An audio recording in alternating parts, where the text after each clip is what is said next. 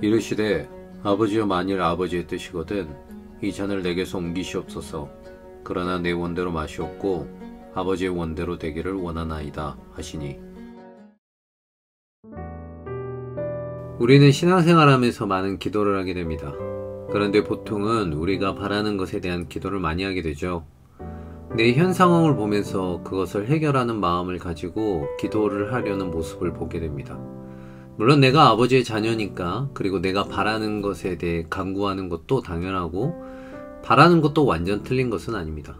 하지만 오늘의 기도를 본다면 우리는 과연 어떠한 기도를 해야 하는가에 대한 고민을 해봐야 될 것 같습니다. 먼저 오늘 본문을 보면 예수님께서는 습관을 따라 감람산에 가셨다고 기록되어 있습니다.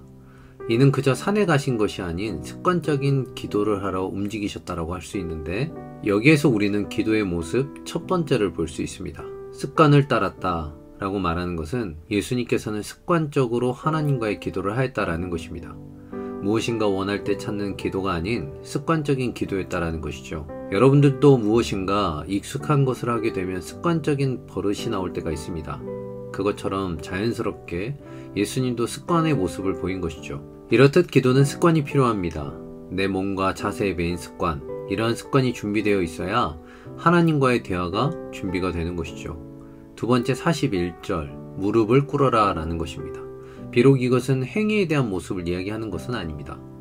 무릎을 꿇었다라는 것은 복종의 의미가 있습니다. 내가 주님 앞에 복종하겠습니다 라는 의미죠. 복종은 단순하게 굴욕적인 것만은 아닙니다. 인정이 바탕이 되는 것입니다. 여러분들도 주님 앞에 마음의 무릎을 꿇는 여러분들이 되길 소망합니다. 세 번째는 유혹에 빠지지 않게 기도하라입니다. 이 유혹이라는 단어는 뒤에 46절 시험에 라는 단어와 동일한 의미를 가지고 있습니다. 여튼 이 말씀을 보아 우리의 기도는 우리의 시험에 빠지지 않게 하는 기도가 되어야 한다라는 것을 알 수 있죠. 세상에는 하나님의 자녀답게 살지 못하게 하는 유혹들이 너무나도 많은 것이 사실입니다. 우리의 기도는 이것들을 막는데 힘을 써야 함을 알려주시는 것입니다.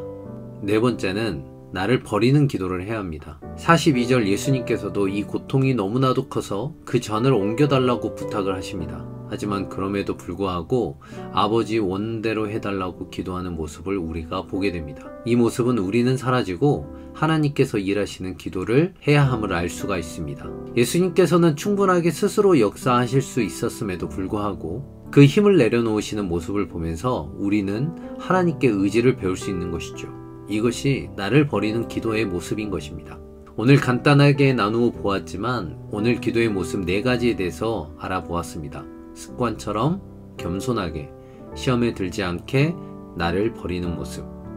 나의 지금까지 기도 제목과 내용들을 오늘 알아본 모습과 비교를 해본다면 어떤 마음으로 내가 기도를 해야 하는지, 그리고 해왔는지 알 수 있을 것입니다. 사랑하는 청년부 여러분, 지금 여러분들이 해야 하는 기도의 제목들이 있으신가요? 오늘의 기도의 모습처럼, 습관처럼 그 기도의 제목을 드리는 나의 모습을 겸손하게, 그리고 그 기도로 내가 시험에 들지 않도록, 그리고 나를 부인하는 기도를 한다면 여러분들의 기도가 어떠한 방법으로 이루어지는 모습을 보고 하나님께 감사하며 인정할 수 있을 것입니다. 오늘 또 기도로 승리를 확인하며 살아가시는 여러분들 되시길 주님의 이름으로 소망합니다.